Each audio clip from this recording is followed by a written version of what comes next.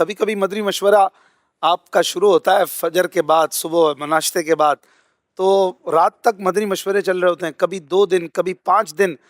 کیا کرتے ہیں ایسا؟ اس میں کیا باتیں ہوتی ہیں؟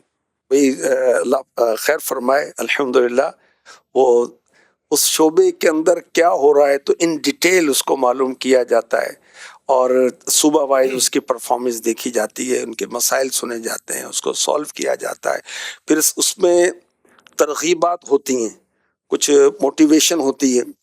تو اس میں ظاہر ہے کہ ٹائم تو لگے گا جب تفصیلاً اس کی بات سنیں گے.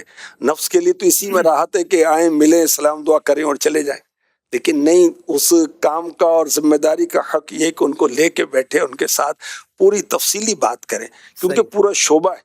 جی اور ایک ایک شعبے کے ساتھ، مثال کے طور پر قافلہ ایک شعبہ ہے دعوت اسلامی کا پاکستان میں، جی 66,000 اس کے ذمہ داران ہیں. ماشاء اللہ. تو ان ذمہ داران کے جو اسکیجول ہیں ان کو دیکھیں گے، ان کی پرفارمنس دیکھیں گے، ان کی تقرری پر بات کریں گے، ان کے ڈیٹا پر بات کریں گے، اور ان کے مشوروں کا جو نظام ہے اس پر بات کریں گے. اچھا، جو ہمارا نیک اعمال کا شعبہ ہے، مور اور لیس 60,000 ذمہ دار اس کے ہیں. اچھا، مدرسۃ المدینہ بالغان ہیں، 3 لاکھ سے زیادہ اس میں پڑھنے اور پڑھانے والے ہیں. جب اتنے بڑے بڑے شعبے ہیں، جب ان کے مشورے کریں گے ہر زاویے سے، ہر طریقے سے، تو اس میں ٹائم تو لگتا ہے. سارے بس کہنے میں بھی ٹائم لگتا ہے، سننے میں بھی ٹائم لگتا ہے. ماشاء اللہ ماشاء اللہ. ایسا آپ کو دیکھا ہے، آپ بڑا اسٹیٹسٹکلی چلتے ہیں، ڈیٹا کو کنسیڈر کرتے ہیں، پرسنٹیجز دیکھتے ہیں، اور بڑا آپ نے جو نظام ہے اس کو مینیج اس طرح کیا ہے. آپ کے پاس یہ کون سی ٹیم ہے؟ اتنا بہترین بعض اوقات دیکھنے کو ملتا ہے تو بڑی خوشی ہوتی ہے کہ ایک جس طرح بڑی بڑی کمپنیز اگر وہ دیکھیں نا تو وہ بھی متاثر ہوں کہ یار یہ دعوت اسلامی والے اتنے مطلب up to date, up to mark چلتے ہیں. حالانکہ ایک مذہبی تنظیم، وقف کے ادارے نارملی اس طرح نہیں چلتے.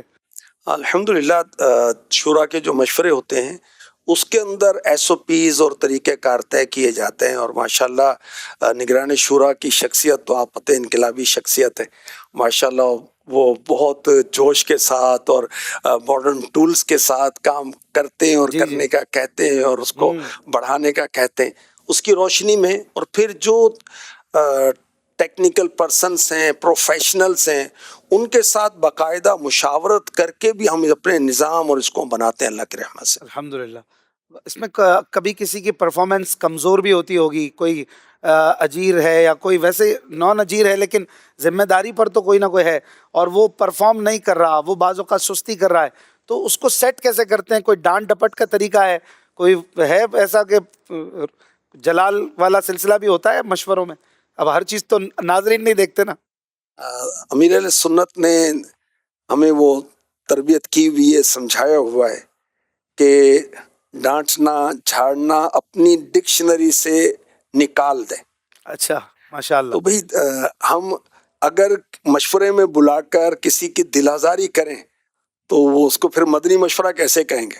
لفظ مدنی بھی ہو اور ہم دل آزاریاں بھی کریں مسلمانوں کی، عاشقان رسول کی، اچھا تو نہیں لگتا نا. واہ واہ واہ، زبردست. تو دیکھیں، ضرورتاً تبدیلی کی جاتی ہے، ضرورتاً تبدیلی کی جاتی ہے.